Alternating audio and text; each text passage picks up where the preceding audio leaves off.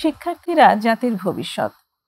একটি জাতির সুন্দর ভবিষ্যৎ বিনির্মাণে শিক্ষার্থীদের সুস্থ থাকা প্রয়োজন এবং সেটা শারীরিকভাবে যেমন সুস্থতা, মানসিকভাবে তেমনি তাদের সুস্থ হয়ে বেড়ে ওঠা প্রয়োজন। সুপ্রিয় দর্শক, প্রমিসেস জানতে চায়ের আজকের পর্বে আমরা আলোচনা করব শিক্ষার্থীদের মানসিক স্বাস্থ্য। আর এই বিষয়ে আলোচনা করার জন্য আজ আমাদের স্টুডিওতে এসে উপস্থিত হয়েছেন অধ্যাপক ফরহাদ হোসেন। স্যার, আপনাকে স্বাগতম আমাদের স্টুডিওতে। ধন্যবাদ। আমরা জানবো শিক্ষার্থীদের মানসিক স্বাস্থ্য নিয়ে। তো প্রথম বিষয়টি যেটি আনতে চাই সেটি হচ্ছে যে আপনি শিক্ষার সাথে জড়িত, শিক্ষা নিয়ে কাজ করেছেন। শিক্ষার্থীদের মানসিক স্বাস্থ্য সম্পর্কে আপনি কি বলবেন? প্রশ্নটা খুবই চমৎকার। আমি শিক্ষকতা করি প্রায় ৩৩ বছর যাবত। তো শিক্ষকতার জায়গাটিতে আমার খানিকটা অভিজ্ঞতা হয়েছে এবং আমাকে প্রতিদিনই শিক্ষার্থীদের নিয়ে আমাকে চলতে হয়, তাদের সঙ্গে ইন্টারাকশন করতে হয়। তো সেদিক থেকে আমি যেটা দেখি যে আসলে মানসিক স্বাস্থ্য একটা খুবই গুরুত্বপূর্ণ বিষয় যে কোনো মানুষের জন্যই, শিক্ষার্থীদের তো বটেই। তবে মানসিক স্বাস্থ্যের যে সবচেয়ে প্রথম যে প্রতিষ্ঠান, মানসিক স্বাস্থ্য কিভাবে অর্জিত হবে, বা একজন মানুষ বা একজন জন্মগ্রহণকারী শিশু বলেন, কিশোর বলেন, সে তার মানসিক স্বাস্থ্যের যে উপাদানগুলো যা দ্বারা তার মানসিক স্বাস্থ্য তৈরি হবে, সেই উপাদানগুলো সে কিন্তু পায় পরিবার থেকে। তাই এখানে একটা বিষয় আপনাকে মানে স্বীকার করতেই হবে যে পরিবার হলো মানসিক স্বাস্থ্য প্রতিষ্ঠান বা মানসিক স্বাস্থ্যে স্বাস্থ্যবান করার জন্য প্রাথমিক প্রতিষ্ঠান এবং গুরুত্বপূর্ণ প্রতিষ্ঠান। পরিবার একটি মানুষের জীবনের প্রথম প্রতিষ্ঠান, এটি তো আসলে বলাই হয়। নিশ্চিত, পরিবারই প্রথম প্রতিষ্ঠান, যেখান থেকে সে তার মানসিক স্বাস্থ্য বা যে কোনো শিক্ষা সে পরিবার থেকে প্রথম শেখে, এবং তারপর সে হচ্ছে প্রাতিষ্ঠানিক শিক্ষা প্রতিষ্ঠান যেটা, সেখানে তার যাওয়ার সুযোগ হয়, এতে কোনো সন্দেহ নেই। জি স্যার, মানসিক স্বাস্থ্য বলতে এখানটাতে আপনি কি মিন করছেন? মানসিক স্বাস্থ্য আসলে আপনাকে বুঝতে হবে যে একটা মানুষ, আমরা বলি যে লোকটা আসলে মানসিকভাবে সুস্থ না। কখন বলি জানেন? যে মানে আমাদের এই সমাজ, রাষ্ট্র ব্যবস্থা বলেন, সমাজ ব্যবস্থা বলেন, বিশ্ব ব্যবস্থা বলেন, কতগুলো নীতি থাকে, প্রতিষ্ঠিত নীতি, এবং এই নীতিগুলো কিন্তু প্রতিষ্ঠিত করেছে অভিজ্ঞ মানুষরা। কোনটা ভেবে করেছেন? যে এই নীতিগুলো যদি আমল করা হয়, অনুশীলন করা হয়, তাহলে এটা ব্যক্তি মানুষের জন্য, সমাজের জন্য, পরিবারের জন্য, বিশ্ব মানবতার জন্য মঙ্গলকর। সেই প্রতিষ্ঠিত নীতিগুলোর বাইরে যে লোকটি তার বিহেভিয়ার বা আচরণ প্রদর্শন করে, এর বিরুদ্ধে কথা বলে, তাহলে বুঝতে হবে যে এই মানুষটির মানসিক স্বাস্থ্যের ঘাটতি আছে। অর্থাৎ মানসিক স্বাস্থ্য এমন কিছু নীতিমালার উপর নির্ভরশীল, সেই নীতিমালাগুলো মানুষের আপনার কি বলবো, সেই নীতিমালাগুলো হলো আপনার কল্যাণকর। জি, এই জায়গাটাকে যে অ্যাড্রেস করতে চায় না, এর বিরুদ্ধে যার চলাফেরা, তাকে বলতে হবে তার মানসিক স্বাস্থ্যে ঘাটতি আছে, এবং তিনি যেই কর্মটি করবেন দেখবেন সেই কর্মটি অস্বাভাবিক মনে হবে সমাজের কাছে, মানুষের কাছে, ইভেন বাবা মার কাছে। সেই বিধিমালাগুলো আমরা শিখতে পারি কোথায়? আপনি বলেছেন প্রথম প্রতিষ্ঠানটি পরিবার। অবশ্যই। যেমন আজকাল একটা জিনিস আমি লক্ষ্য করি যে বাড়িতে কোনো অতিথি আসলে ছোট ছোট বা বিশেষ বয়সের, কিশোর বয়সের বাচ্চারা বা একটু অ্যাডোলেসেন্ট স্টেজে গিয়েছে বয়সের দিক থেকে, ওরা ঠিক গেস্টের সামনে আসতে চায় না এবং তারা নিজেদেরকে তাদের নিজস্ব রুমে কনফাইন করে। এটাও কিন্তু আমি বলবো যে একটা মানসিক স্বাস্থ্যের ঘাটতি ঘটছে।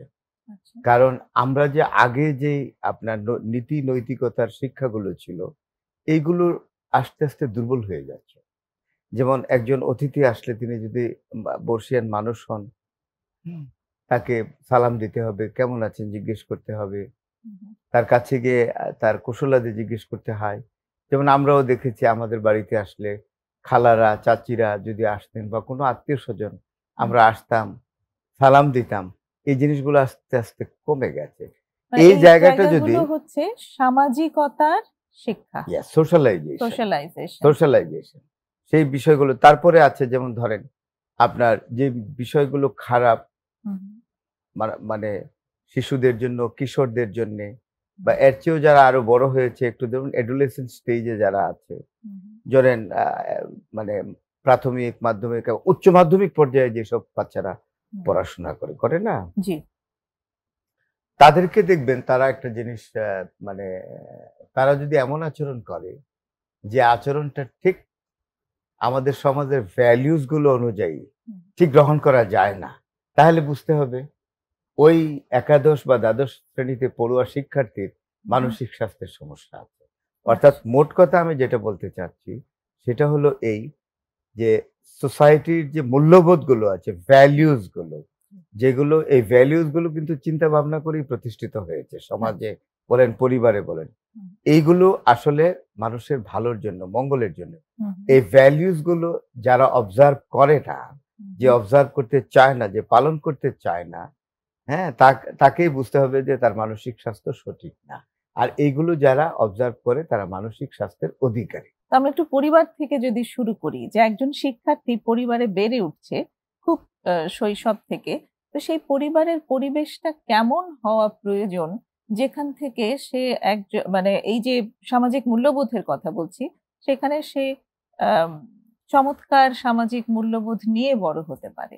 এই জায়গায় কিন্তু দায়িত্ব বেশি বাবা মার। আচ্ছা।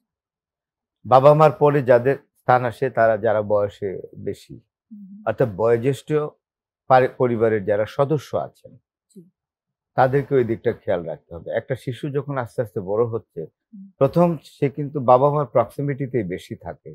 সেই জায়গায় এই শিশুটি কিশোরে পরিণত হবে, তখন বাবা মাকে লক্ষ্য রাখতে হবে তার বাচ্চাটা এই যে কিশোর বয়সে সে কোথায় যায়, কোন ধরনের বাচ্চাদের সাথে সে মেশে, যাদের সাথে মেশে তাদের আচরণগুলো কি রকম, তাদের আচরণগুলো কি সমাজে গ্রহণযোগ্য, তাদের আচরণগুলো কি সঠিক, তাদের আচরণগুলো কি সুন্দর।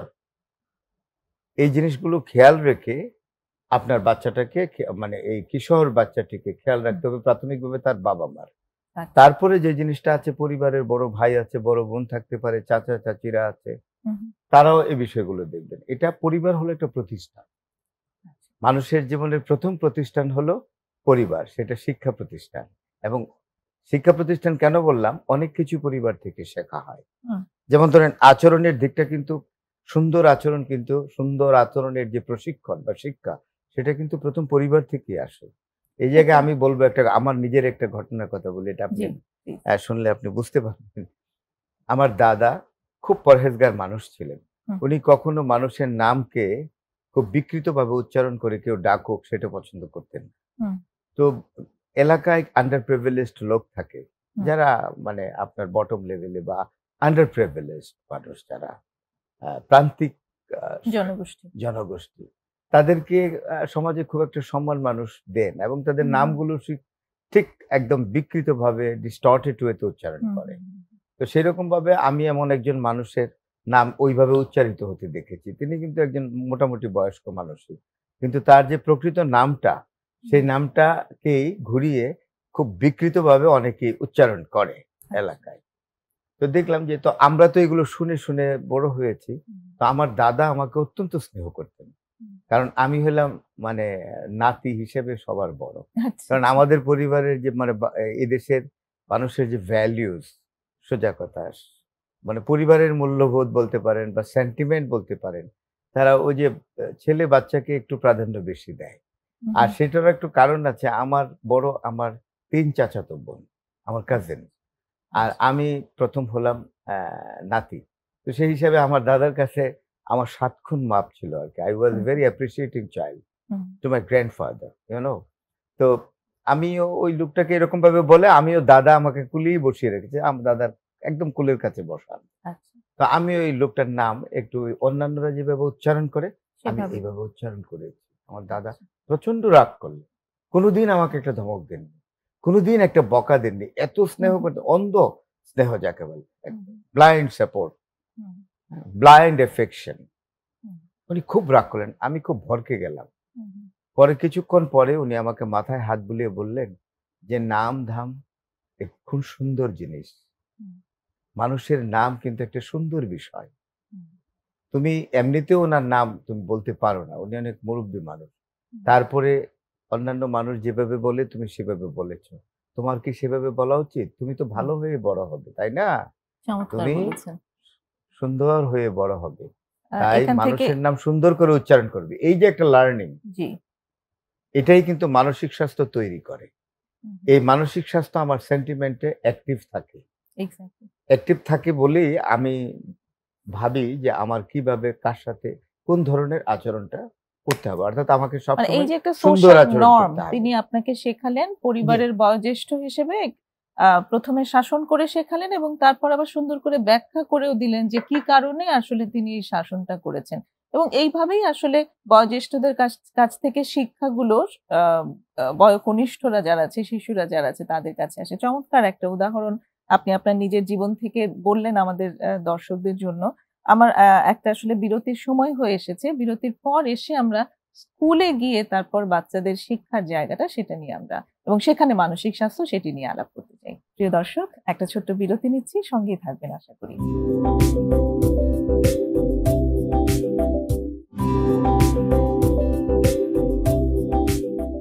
প্রিয় দর্শক, প্রমিসেস জানতে চাইয়ে ছোট্ট বিরতি নিয়ে আবার ফিরে এসেছি। কথা হচ্ছে শিক্ষার্থীদের মানসিক স্বাস্থ্য সম্পর্কে অধ্যাপক ফারহাদ হোসেনের সাথে। স্যার, যেখানটিতে আমরা ছিলাম ওখান থেকেই শুরু করি যে একটি শিশু বাড়িতে বড় হচ্ছে এবং তার অসংখ্য লার্নিং হচ্ছে। সে সোশ্যাল নরম শিখছে, সে সোশ্যাল ভ্যালু, সামাজিক মূল্যবোধ সেগুলো শিখতে, শিখতে বড় হচ্ছে। কিন্তু সে ছোট। তো একদম সে এলিমেন্টারি ক্লাসে গিয়ে জয়েন করলো একটা স্কুলে। তো এবার তো তার শিক্ষার দায়িত্ব গ্রহণ করেছে আসলে সেই শিক্ষা প্রতিষ্ঠানটি। সেই জায়গাটির অবদান এবং সেখানটিতে আম কেমন পরিবেশ থাকা প্রয়োজন একটি শিক্ষার্থীর সুন্দর মানসিক স্বাস্থ্যের বিকাশের জন্য? প্রথমত এখানে ১ম দিকে যে সমস্যাটা হয় স্কুলিং এ, জি, যেমন ধরেন বিভিন্ন পরিবার থেকে বাচ্চারা সেখানে যায় জি। এবং সব পরিবারের যে পরিবেশ এবং সব পরিবারের পারিবারিক শিক্ষা একরকম হয় না। হুম, তো সেখানে দেখা যায় যে শিশুদের মধ্যে যারা স্কুলে যায়, তাদের স্কুলে গিয়ে দেখা যায় যে তার আচরণগত পার্থক্য দেখা যায়। হুম, একটি শিশুর চেয়ে আরেকটি শিশুর আ মধ্যে যে আচরণগত পার্থক্য এটা হুম, সুস্পষ্ট থাকে। হুম। এবং এগুলো আপনার শহরের স্কুল বলেন, গ্রামের স্কুল বলেন, চিত্রটা কিন্তু প্রায় একই রকম। রাইট। আপনি দেখবেন জি। যে সব বাচ্চারা একই ধরনের আচরণ করছে না। হুম, তাহলে বুঝতে হবে যে যেই বাচ্চাটা একটু অস্বাভাবিক আচরণ করছে, তার পারিবারিক শিক্ষাটা দুর্বল ছিল। হুম, আর যে বাচ্চাটা ধরেন তুলনামূলকভাবে সুন্দর আচরণ করে এবং শিক্ষকদের যে কথাগুলো, ইনস্ট্রাকশন গুলো সে ফলো করে মনোযোগ সহকারে শোনে, তাহলে বুঝতে হবে যে পরিবার থেকে এই ধরনের ইনস্ট্রাকশন বা পারিবারিক শিক্ষায় সে সেটা পেয়ে এসছে। হুম। তো সুতরাং এই জায়গায় শিক্ষকের দায়িত্ব যেটা, এটা কিন্তু খুব গুরুত্বপূর্ণ। আচ্ছা। একজন শিক্ষককে কিন্তু বুঝতে হবে যে যেই বাচ্চাটা প্রপারলি আচরণ করছে না, হুম, কিন্তু তাকে কিন্তু আপনার শিক্ষক যদি তার প্রতি খুবই রাগান্বিত মনোভাব পোষণ করে হুম, বা তাকে একটা ধমক দিল, তাহলে কিন্তু এটা হিতে বিপরীত হবে। হুম, হিতে বিপরীত হবে এইজন্য যে স্কুলে তো আসবে সে। স্কুলে কিন্তু শুধু বইই পড়বে না। পরিবেশগতভাবেও তাকে অনেক কিছু শেখার সুযোগ দেয় হুম, স্কুল, শিক্ষা প্রতিষ্ঠান। জি। তো সেইখানে যদি শিক্ষক যদি এমন আচরণ করে, ভীতিকর আচরণ বা আমাদের সময় যেটা ফিজিক্যাল পানিশমেন্ট দেওয়া হতো, তাই না? হুম, এগুলো দিলে স্কুলের প্রতি বাচ্চাদের যে আকর্ষণ সেটা কমে যায়। ওকে। হুম, সেটা কিন্তু আরেক বিপদ। হুম, তাহলে এখানে কাউন্সেলিং এর প্রশ্নটা আসে। হুম, তাহলে যেই ছেলেটার আচরণটা খুব স্বাভাবিক না, জি। প্রতিষ্ঠানের জন্য ঠিক উপযুক্ত মনে হচ্ছে না হুম, বা অন্যান্য বাচ্চাদের চেয়ে সে তাকে দেখলে মনে হয় অনেকটাই আনরুলি, হুম, হুম, তখন ওই শিক্ষক, যিনি শিক্ষক, তাকে একটা দায়িত্ব নিতে হবে। আচ্ছা। তাকে ওই বাচ্চাটিকে কাউন্সেলিং করতে হবে। এটা শ্রেণীকক্ষেও পারা যায় যে, "এভাবে তুমি হুম, বলো না। এটা এভাবে বলা ঠিক না। তুমি যদি আচ্ছা। এভাবে বলো, তুমি কারো বন্ধু হতে পারবে না। হুম, হুম, এখানে যারা আছে, তোমার সঙ্গে যারা পড়ে, তারা তোমাকে এড়িয়ে চলবে, দূরে চলে যাবে। হুম, তোমাকে ভয় পাবে। এতে দেখা যাবে যে তুমি বন্ধুত্বের ক্রাইসিস এ ভুগছো।" অর্থাৎ কেউ তোমার বন্ধু হতে চাচ্ছে না, তুমি একা হয়ে যাবে। ১ ২ নম্বর, স্কুলে তোমার বদনাম হবে, তোমাকে সবাই একটি খারাপ ছেলে বা মেয়ে হিসেবে জানবে। তো তুমি কোনটা চাও? তুমি নিশ্চয়ই ভালোটা চাও। তো সেই জন্যে আমাদের স্কুলে যেরকম আচরণ করতে হয় শিক্ষার্থীদের, তোমাকেও সেরকম আচরণ করতে হবে। তোমার তোমার কোনো কিছু জানার থাকলে, এই বিষয়ে শেখার থাকলে, তোমার ভুল ত্রুটি হলে আমাদেরকে বলো বা আমাদেরকে বলো, আমরা যারা তোমার শিক্ষক। এইভাবে তাকে একটা সোশ্যালাইজেশন এর মধ্যে আনতে হবে, মোটিভেশন করে তাকে উদ্বুদ্ধ করতে হবে ভালো আচরণে।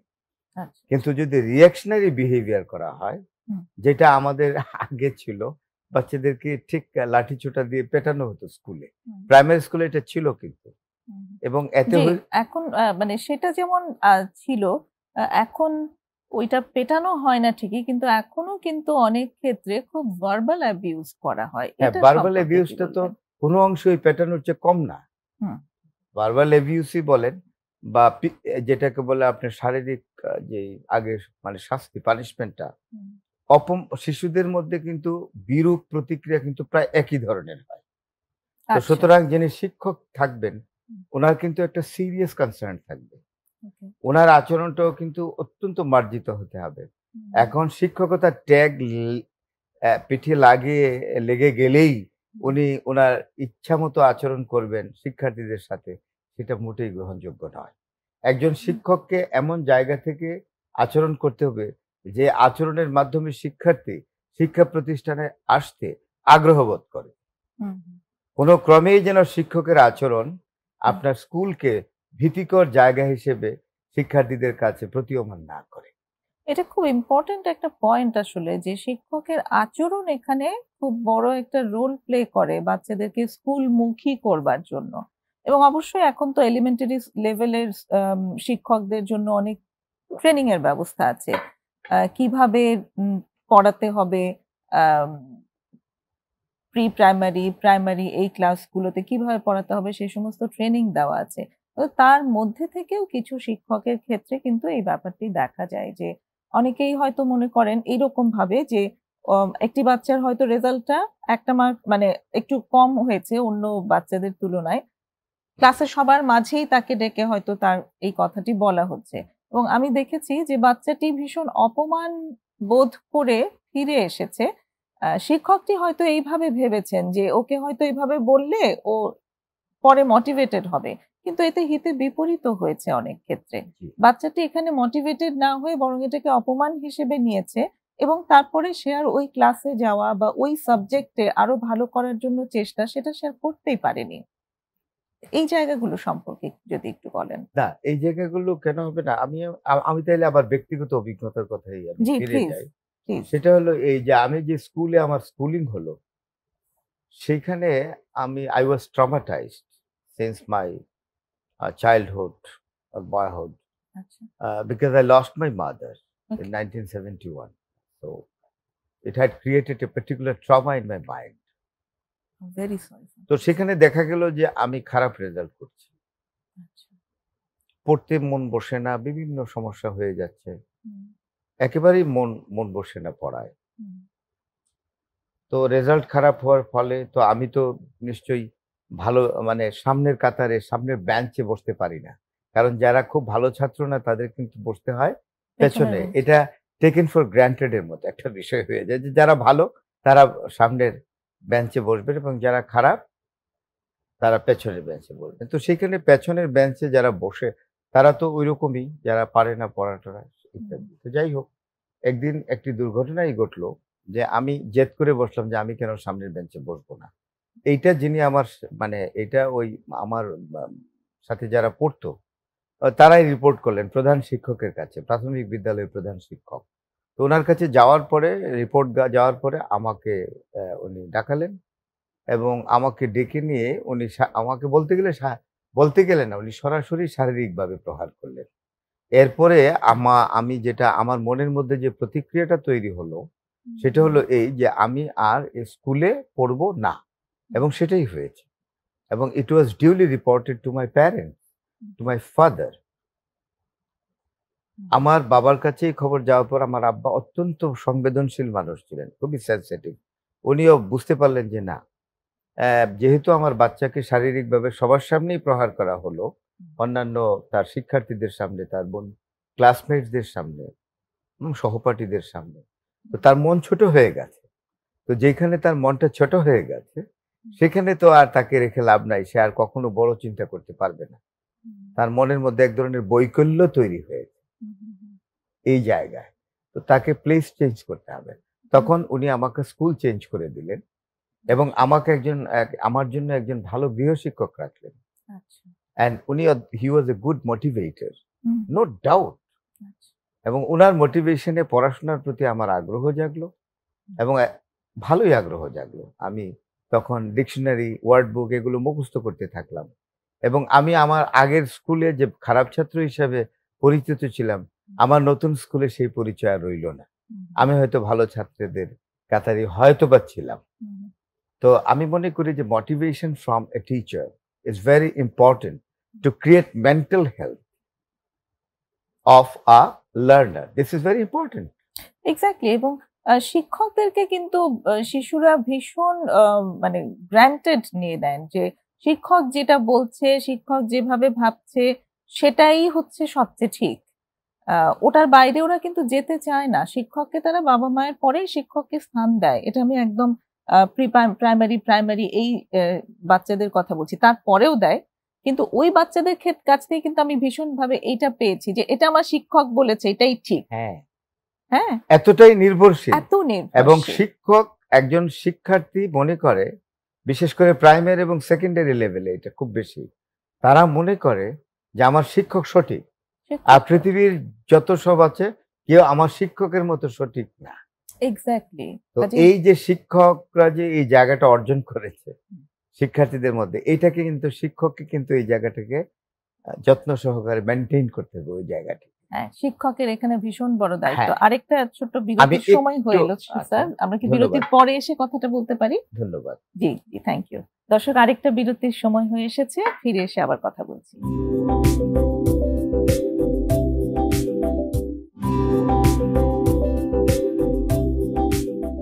ফিরে এসেছি ছোট্ট বিরতি নিয়ে প্রমিসেস জানতে চাইয়ে।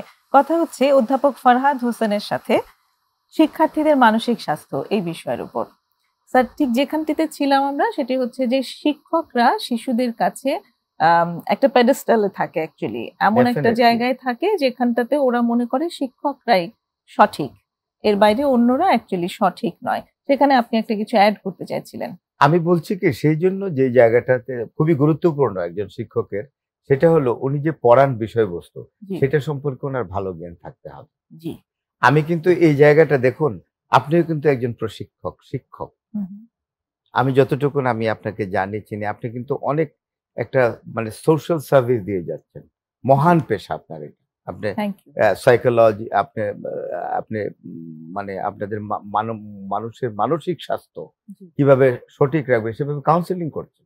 জি। তো আপনি কিন্তু একটা মহান দায়িত্ব পালন করছেন। হুম, তাই না? তো সেই জায়গা থেকে আমি বলি যে আমি শিক্ষক কিন্তু আমি জানি না খুব ভালো। যে হুম, বিষয়টা আমি পড়াচ্ছি, যে বিষয়টার উপরে আমি শিক্ষার্থীদের শিক্ষা দিচ্ছি, সেই বিষয়টা আমি নিজেই ভালো করে জানি না। হুম। তো সেটা হওয়া ওই উচিত। যাদের শিক্ষকদের মধ্যে আমি নিজে শিক্ষক বলে কিন্তু এই কথা বলছি। আমার প্রফেশনের বাইরের লোক যদি এই কথা বলেন, তাহলে কিন্তু অনেক শিক্ষক হয়তো মনঃক্ষুণ্ণ হবেন। আমি শিক্ষক বলে বলছি যে আমাদের শিক্ষকদের মধ্যে এমনও তো আছে যারা তার বিষয়বস্তুটা, যে বিষয়বস্তুর উপরে তিনি পড়াচ্ছেন, সেই বিষয়টা সম্পর্কে ওনার পরিচ্ছন্ন ধারণা নেই। এক, তিনি যেই বিষয়টা উপস্থাপন করেন শিক্ষার্থীদের সামনে, সেটা খুব পরিচ্ছন্নভাবে করতে পারেন না। যার জন্য শিক্ষার্থীরা বুঝতে পারেন না। তখন শিক্ষার্থীদের মধ্য থেকে বিভিন্ন ধরনের প্রশ্ন যদি আসে হুম, এবং শিক্ষক যেহেতু ওই বিষয়টা পরিচ্ছন্নভাবে, পরিষ্কারভাবে জানেন না, তিনি অনেক সময় ওই ধরনের শিক্ষকদেরকে দেখা যায় প্রায়শই যে হুম, ওই শিক্ষার্থীর উপরে চড়াও হন এবং তার মুখটাকে থামিয়ে দেওয়ার জন্য উনি ধমক বা অন্য কিছুর আশ্রয় নেন। হুম, সেটা অত্যন্ত গর্হিত কাজ। হুম, সেটা হওয়া উচিত না। এতে হয় কি? এতে ওই যে আপনার শিক্ষার্থীর মানসিক স্বাস্থ্য হুম, উপরে, মানসিক স্বাস্থ্যের উপরে শিক্ষকের এই অনাকাঙ্ক্ষিত আচরণ হুম। একটা বিরূপ প্রতিক্রিয়া তৈরি করে।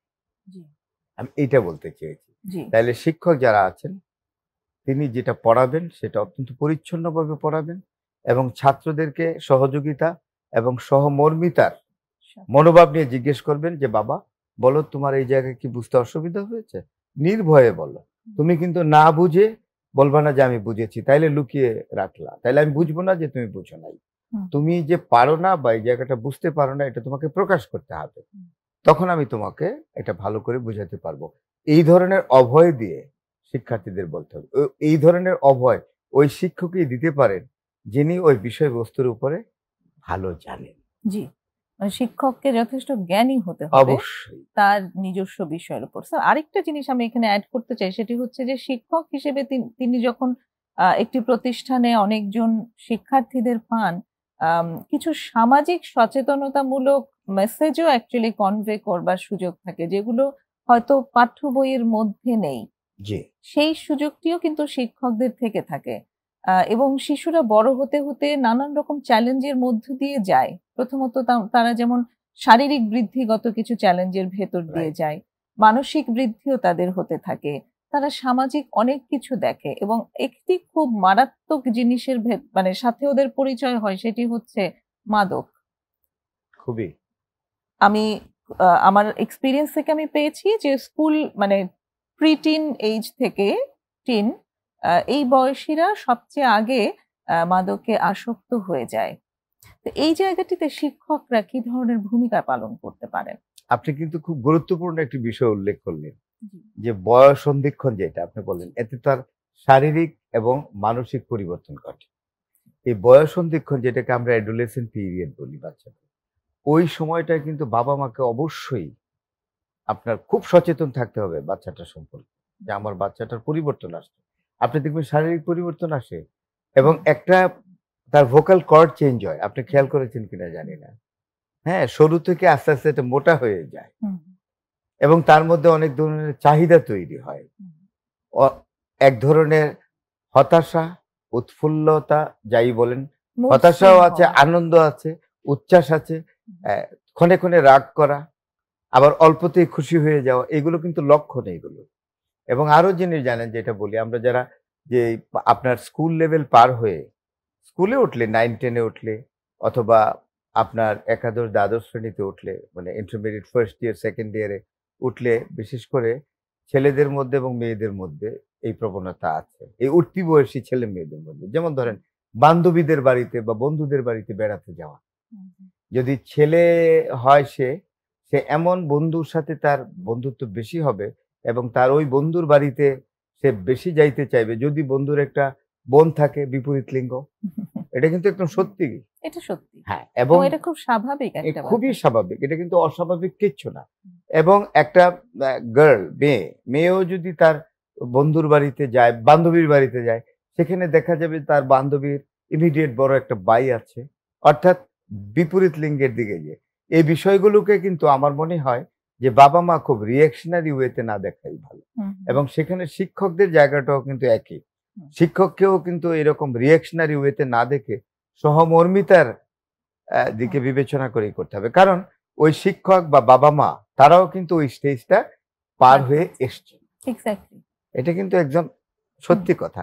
এবং আর এই এইটা এই না হইলে কিন্তু মেসেজটা অ্যাকচুয়ালি অস্বাভাবিক। এক্সাক্টলি এই মেসেজটাই বাচ্চাদের কাছে পর্যন্ত পৌঁছয় না। ওরা মনে করতে থাকে যে এটা খুব গোপন একটা অনুভূতি এবং এই অনুভূতিটা ভীষণ আ লুকিয়ে রাখতে হবে। এটা যদি কোনোভাবে প্রকাশ হয়ে যায় বা আমি এই অনুভূতির ভেতর দিয়ে গেছি মানে আমি বিরাট অপরাধ করেছি। এই একটা আ সেন্স ওদের ভেতর কাজ করে যেটি নিয়ে ওরা ভীষণ কষ্ট পায়। হ্যাঁ, না ওই জায়গাটি কিন্তু বাবা-মাকে ১ম বুঝতে হবে। জি। বাবা-মা কাউন্সেলিংটা খুবই ইম্পোর্টেন্ট।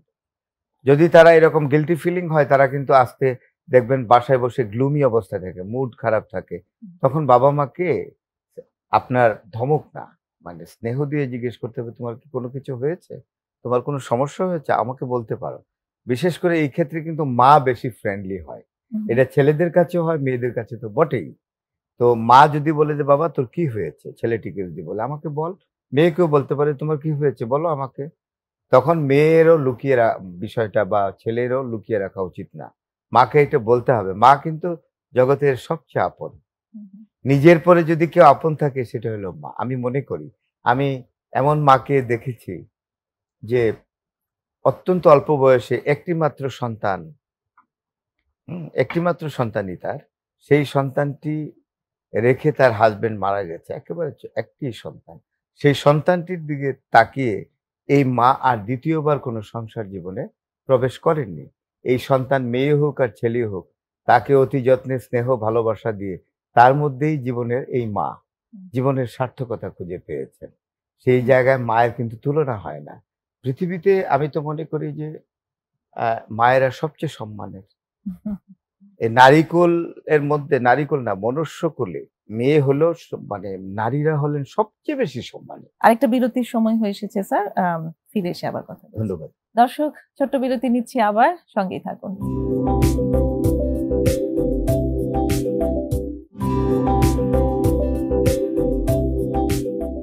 প্রিয় দর্শক, আবারও ফিরে এসেছি প্রমিসেস জানতে চাইয়ে ছোট্ট বিরতি নিয়ে।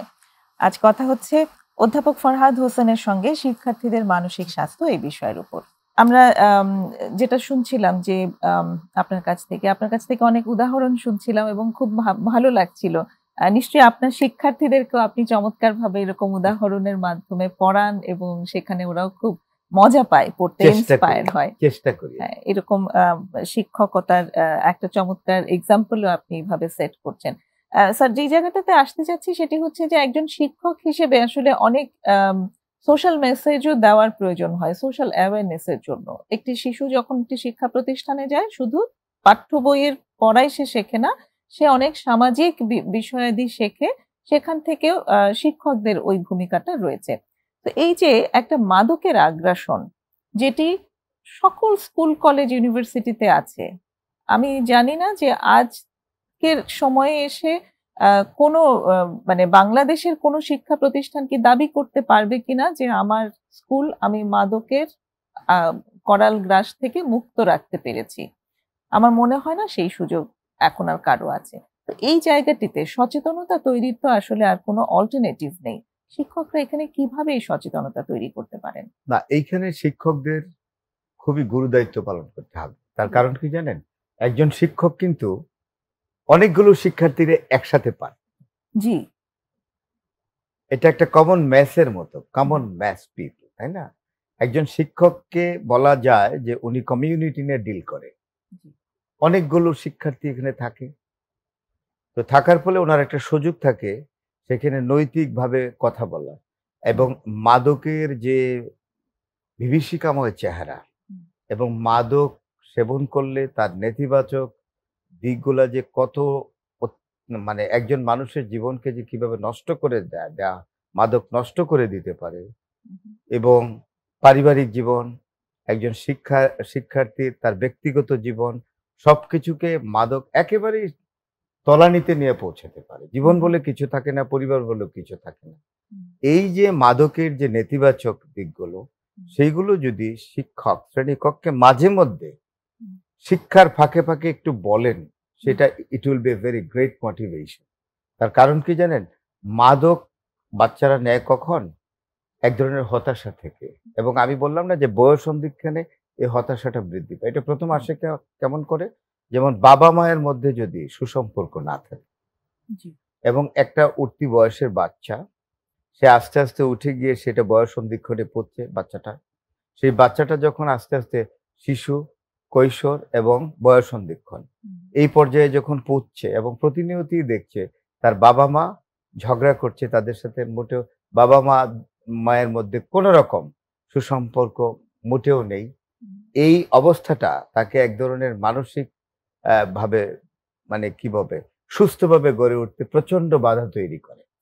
এবং এই যে মানসিক অবস্থাটা তার, এ থেকে তার একটা হতাশা তৈরি হয় এবং এতে দুটো জিনিস হয়। এই হতাশা থেকে বাঁচার জন্য সে বাইরে গিয়ে মাদক নেয়, এক।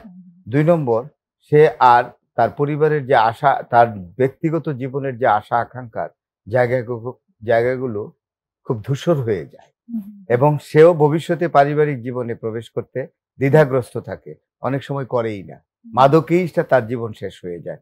তার কারণ সে ভাবে যে তার বাবা মা যেহেতু সুখী হতে পারে নাই বা সুখ স্বাচ্ছন্দ্যে বসবাস করতে পারছে না, ঠিক স্বাভাবিক মানসিক অবস্থান নিয়ে মা বাবা একসাথে বসবাস করতে পারছে না, বাবা মায়ের মধ্যে মোটেও সুসম্পর্ক নেই, প্রতিদিনই ঝগড়াঝাটি হয়, তাইলে এই ঝগড়াঝাটি সে বিয়ে করলে বা সে পারিবারিক জীবনে প্রবেশ করলে তার এবং তার স্ত্রীর মধ্যে একই অবস্থা হবে, তাহলে সেই দিকটাকে সে অবশ্যই চিন্তা করবে। তখন বিয়ে করা বা সংসার জীবনে প্রবেশ করার আগ্রহ আর তার থাকে না।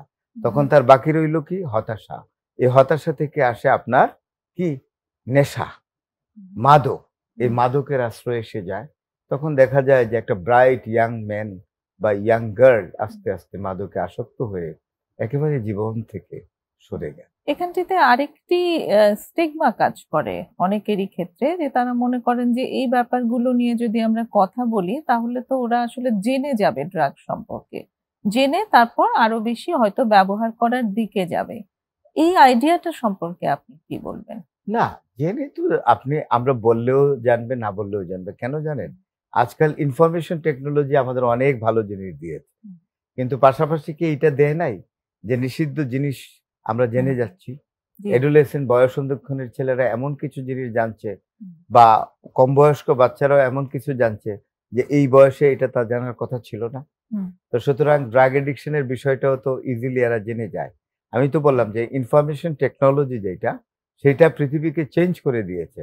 পজিটিভ চেঞ্জ করেছে প্রচুর, কিন্তু নেগেটিভও কম করেনি।